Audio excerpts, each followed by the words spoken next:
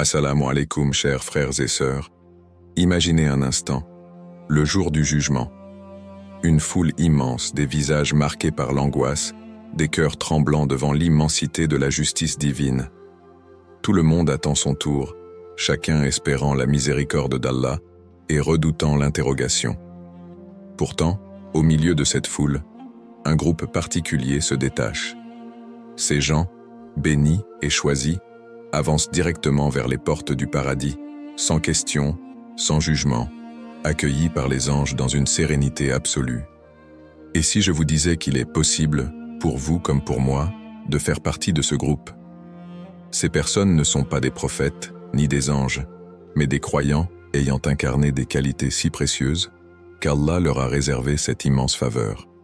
Le prophète, dans un hadith authentique, nous a dévoilé leur identité et leurs caractéristiques.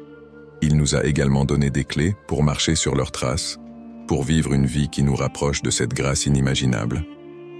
Dans cette vidéo, nous allons explorer ensemble ce sujet fascinant, tiré directement des paroles prophétiques. Nous découvrirons qui sont ces gens, quelles sont leurs qualités, et comment nous pouvons nous aussi aspirer à cette bénédiction unique. Restez jusqu'à la fin, car ce que vous allez apprendre pourrait transformer votre perspective et renforcer votre lien avec Allah. Rappelez-vous, Allah est infiniment miséricordieux et ses faveurs sont immenses. Peut-être qu'en comprenant ces enseignements, vous serez parmi ceux qui entreront à Jannah sans question, sans crainte et sans regret. Avant de commencer cette vidéo, n'oubliez pas de liker cette vidéo, car cela nous donne beaucoup de force pour continuer à partager du contenu bénéfique. Et je vous invite à vous abonner à notre chaîne et d'activer la cloche de notification pour rester informé de nos prochaines publications sur la foi islamique. Merci et bonne vidéo. Explication du concept selon l'islam. Dans un hadith rapporté par Sahih al-Bukhari et Sahih Muslim, le prophète Muhammad a annoncé une nouvelle qui a captivé l'attention de ses compagnons. Il a déclaré: 70 000 de ma communauté entreront au paradis sans être interrogés et sans châtiment. Lorsqu'on lui a demandé de décrire ces personnes, il a répondu: ils sont ceux qui ne demandent pas la ruqya, qui ne croient pas aux mauvais présages, qui ne se cautérisent pas, comme acte de guérison superstitieuse, et qui placent leur entière confiance en leur Seigneur. Pourquoi ces gens entrent-ils au paradis sans questionnement? Cette faveur exceptionnelle illustre la miséricorde infinie d'Allah et la profondeur de sa justice. Ces personnes incarnent une pureté de foi et un abandon total à Allah, tawakkul. Leur confiance en Allah est si forte qu'ils ne dépendent pas des pratiques superstitieuses, des interprétations douteuses ou de moyens illicites pour trouver la paix ou résoudre leurs problèmes. Ce n'est pas qu'ils rejettent les moyens permis par l'islam comme consulter un médecin ou demander des invocations. Ils évitent simplement de placer leur espoir dans des pratiques extérieures au cadre de la foi. Leur reliance repose uniquement sur Allah, sans aucune hésitation ni compromis. Lien avec la miséricorde d'Allah. Ce hadith montre que l'entrée au paradis sans questionnement n'est pas une récompense qui découle d'un mérite personnel parfait, mais bien un cadeau d'Allah. Ces élus ne sont pas exempts d'erreurs ou de péchés, mais leur foi sincère et leur confiance absolue en Allah effacent leurs imperfections. La justice divine est parfaite, mais Allah est également le plus miséricordieux. Il suffit d'un cœur sincère et d'efforts constants pour qu'Allah ouvre les portes de sa miséricorde. Ce concept rappelle aux croyants qu'ils ne doivent pas désespérer de la grâce d'Allah, quelle que soit leur situation. Point clé à retenir. Le hadith du prophète, le prophète a précisé que ces 70 000 personnes ne sont pas des prophètes ni des individus dotés de pouvoirs spéciaux. Ce sont des croyants qui ont purifié leur cœur et leur pratique de la foi. Ils incarnent une qualité rare, une dépendance totale envers Allah, sans intermédiaire ou superstition. L'importance du tawakkul, la confiance totale en Allah. Le tawakkul est un concept fondamental en islam.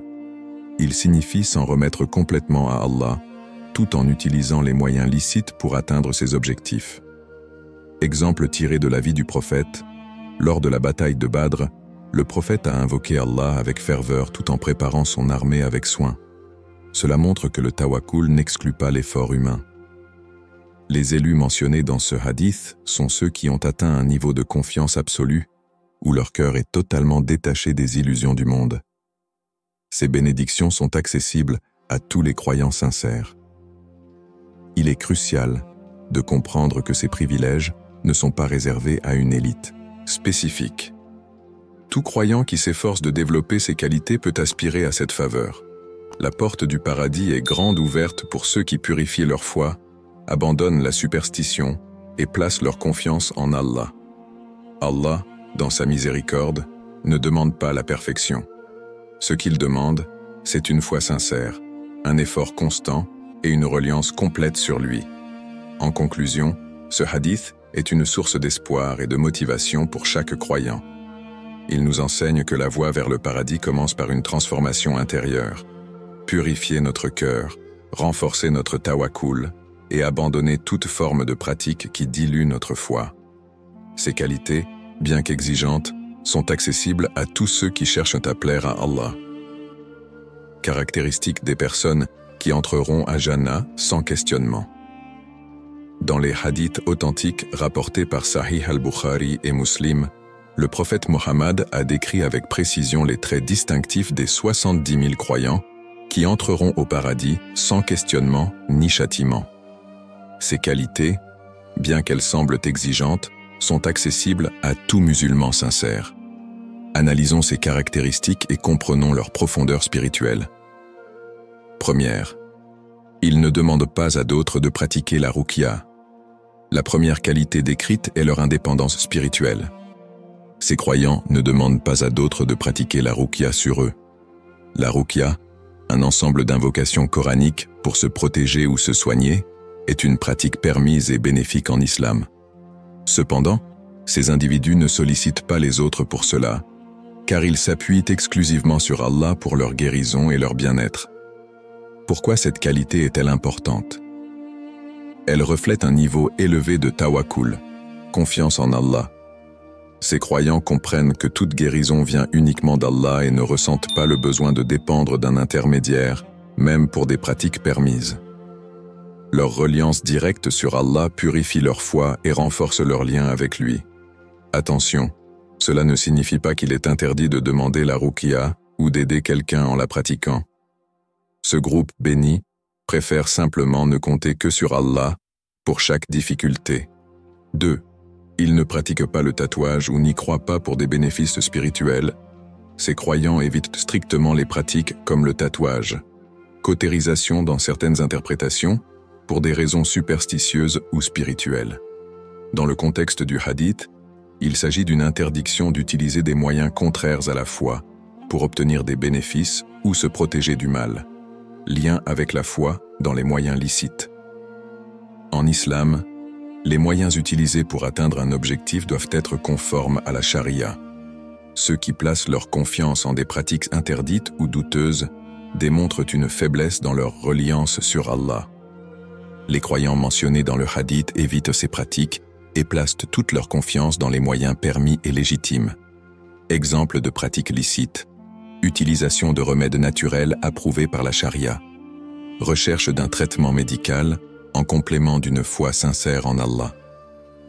Ces personnes se détournent des moyens illicites, renforçant ainsi leur foi et leur soumission totale à Allah. Troisième, ils n'interprètent pas les présages, superstitions. Un autre trait clé est leur rejet total des superstitions et des présages. En islam, les superstitions sont considérées comme une forme de shirk mineur, car elles impliquent une dépendance à des forces ou des signes autres qu'Allah. Exemple de superstitions interdites, croire qu'un événement futur sera influencé par la position des étoiles. Considérer qu'un jour ou un chiffre spécifique porte malheur. Interpréter un rêve comme un mauvais présage sans base islamique. Purification du cœur. Ces croyants purifient leur cœur de toute croyance infondée. Ils savent que tout ce qui arrive provient d'Allah seul, selon sa sagesse et sa volonté. Cette confiance absolue les libère de la peur irrationnelle et des croyances erronées, leur permettant de vivre dans une paix spirituelle complète. Exemple tiré du prophète. Le prophète nous a enseigné à rejeter les superstitions et à ne jamais craindre des choses comme les mauvais augures ou les signes illusoires. En suivant son exemple, ces croyants vivent dans une lumière spirituelle pure. Quatrième, ils placent toute leur confiance en Allah. La caractéristique la plus remarquable de ces croyants est leur reliance totale et inébranlable sur Allah. Ils incarnent le tawakkul dans sa forme la plus pure. Qu'est-ce que le tawakkul? Le tawakkul signifie s'en remettre complètement à Allah pour tout en faisant les efforts nécessaires dans le cadre de ce qui est permis. Ces croyants savent qu'Allah contrôle tout et que leurs efforts n'ont de valeur que par sa volonté. Exemple de la vie du prophète. Lorsqu'il s'est caché avec Abu Bakr, radiyallahu anhu, dans la grotte pendant l'hégire, Abu Bakr était inquiet pour leur sécurité. Le prophète lui a dit « Ne sois pas triste, car Allah est avec nous ». Cet incident illustre le tawakkul pur que les croyants doivent chercher à atteindre. Lien avec les compagnons. Les compagnons du prophète sont des modèles parfaits de tawakkul. Par exemple, Umar ibn al-Khattab, radiyallahu anhu, croyait fermement que ce qui était écrit pour lui par Allah ne pouvait être évité, peu importe les circonstances. Cette confiance lui donnait une force spirituelle et mentale exceptionnelle. En résumé, ces croyants qui entreront au paradis sans questionnement se distinguent par leur foi inébranlable et leur indépendance spirituelle. Ils ne demandent pas la ruqya aux autres pour préserver leur reliance directe sur Allah. Ils ne pratiquent pas de moyens illicites ni ne se fient à des pratiques superstitieuses. Ils rejettent totalement les superstitions et présages, purifiant ainsi leur cœur et leur foi. Ils placent toute leur confiance en Allah, atteignant un niveau de paix spirituelle rare et puissant. Ces qualités, bien que demandant des efforts constants, sont accessibles à tout croyant sincère qui aspire à marcher sur le chemin de la foi véritable. En les adoptant, nous pouvons non seulement renforcer notre relation avec Allah, mais aussi espérer faire partie des bénis qui entreront au paradis sans question ni crainte. Comment atteindre ces qualités? Le hadith sur les 70 000 élus nous montre que ces caractéristiques, bien qu'exceptionnelles, ne sont pas inaccessibles. Elles demandent des efforts constants, une introspection profonde et renforcer son tawakkul, confiance totale en Allah. Le tawakkul est au cœur des qualités de ces croyants. Il s'agit de placer toute sa confiance en Allah, tout en agissant de manière responsable dans ce qui est permis. Voici comment renforcer cette confiance. A. Renforcer sa foi par la prière et la lecture du Coran. La prière, salat, et la lecture du Coran sont les piliers fondamentaux pour établir une connexion forte avec Allah. La salat nous rappelle, 5 fois par jour, que nous dépendons d'Allah pour chaque besoin. Prenez un moment dans votre soujud pour invoquer Allah sincèrement et confiez-lui vos préoccupations. Le Coran regorge d'histoires et de versets qui renforcent le tawakkul. Par exemple, dans la sourate At-Talaq, Allah dit « Et quiconque place sa confiance en Allah, il lui suffit » Coran 65.3. Méditez sur ces versets pour nourrir votre foi et apaiser votre cœur. Adoptez une perspective positive sur les épreuves. Les épreuves sont des tests envoyés par Allah pour élever le croyant. Chaque difficulté contient une sagesse divine, même si nous ne la comprenons pas immédiatement. Rappelez-vous l'histoire du prophète Ayoub, Job, paix sur lui, qui a fait preuve de patience et de confiance en Allah malgré de grandes souffrances.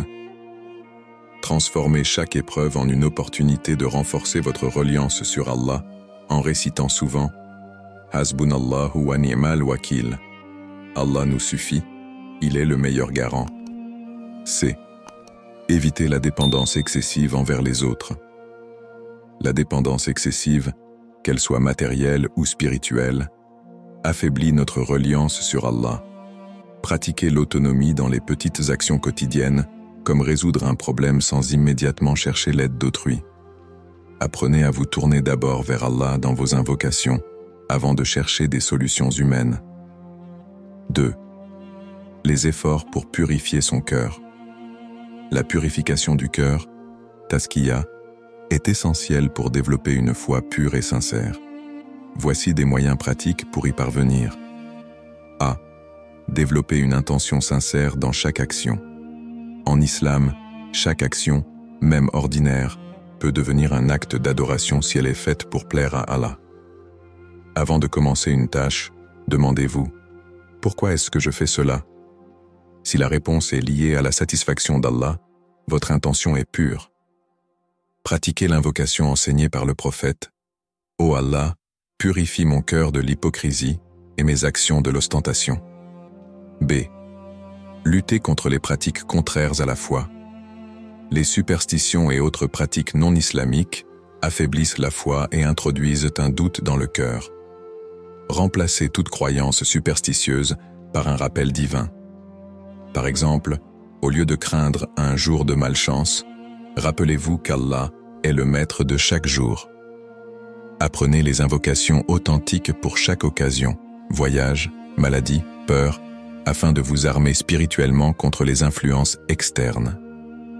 Troisième, cultivez des habitudes spirituelles régulières à l'autoréflexion quotidienne. Prenez quelques minutes chaque soir pour réfléchir à vos actions de la journée.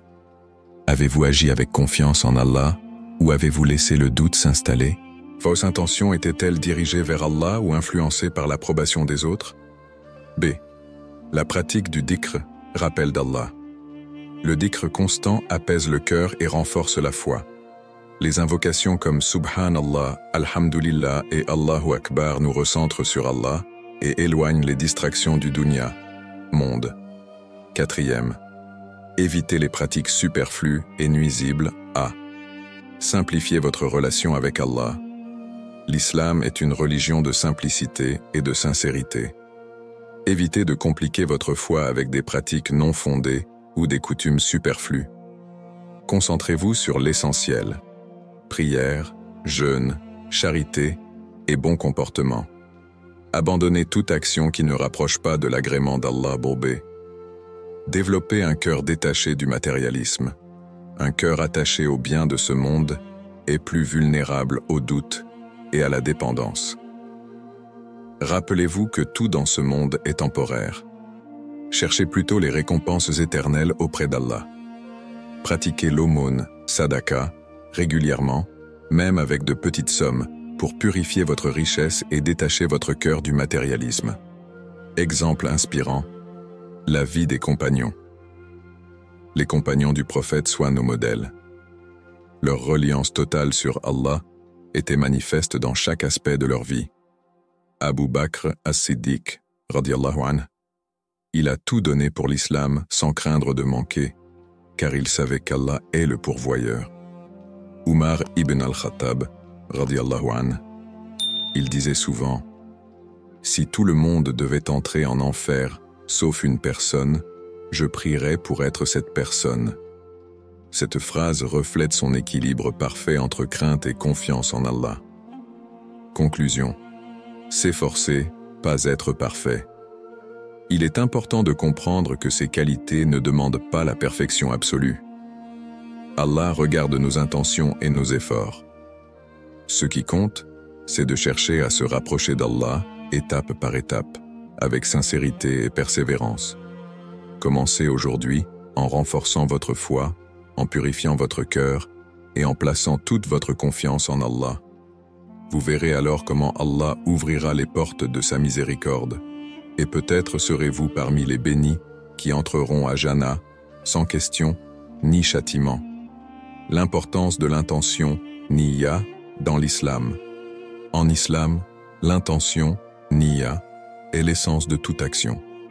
Elle détermine si une action sera acceptée par Allah et si elle portera des fruits dans l'au-delà. Sans une intention sincère, même les actes les plus impressionnants peuvent être vides de sens aux yeux d'Allah. Premier, l'intention au cœur de chaque acte.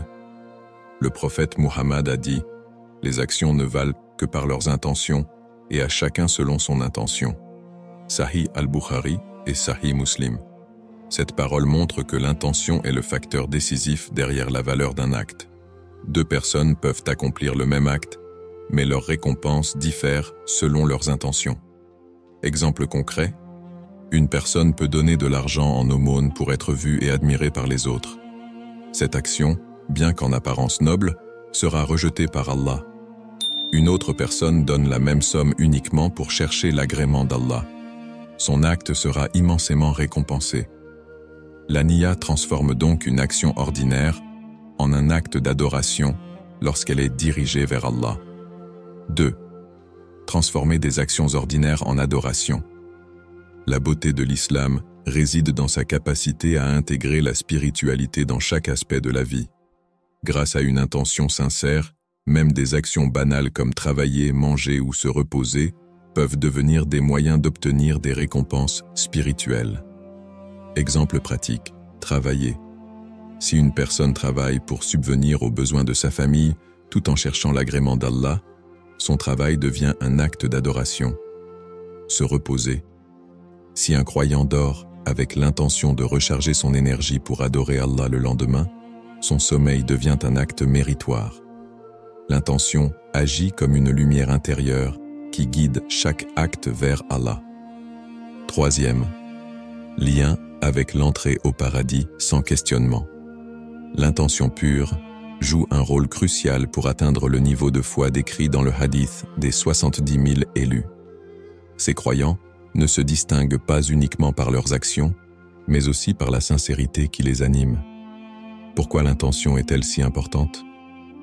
Ces élus placent leur confiance en Allah non seulement par leurs paroles, mais aussi dans leur cœur. Leur niya reflète une reliance totale sur Allah, sans compromis ni hypocrisie.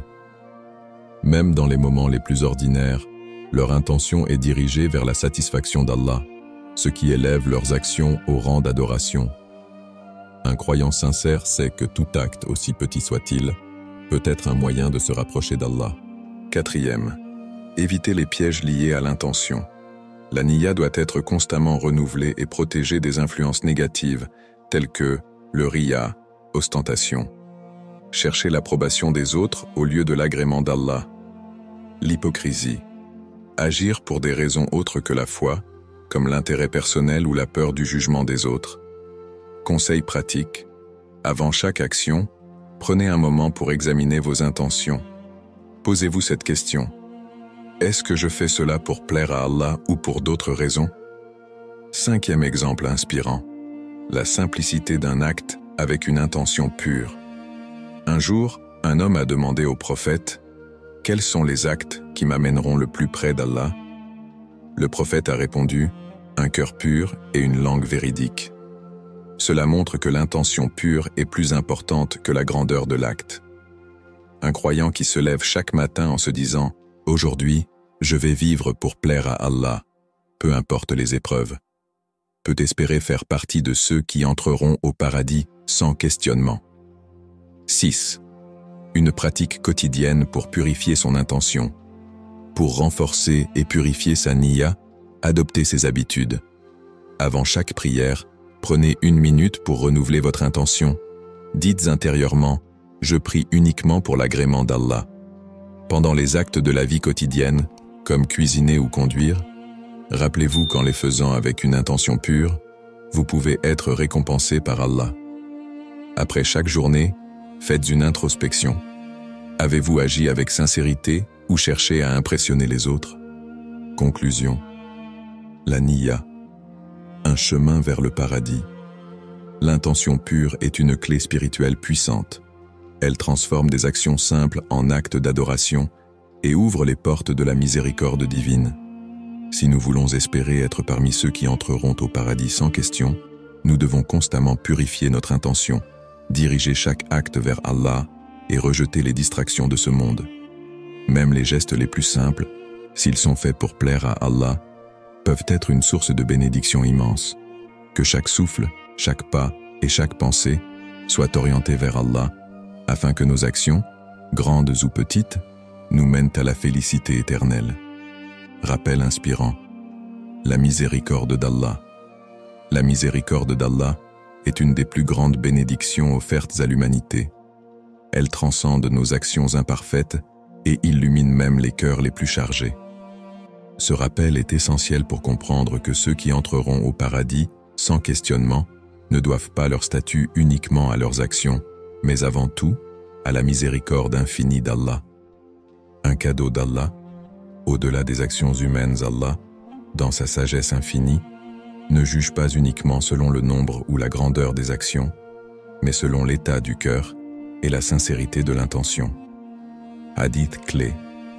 Le prophète Mohammed a dit « Aucun d'entre vous n'entrera au paradis par ses actions seules. » Les compagnons demandèrent « Même toi, ô messager d'Allah ?»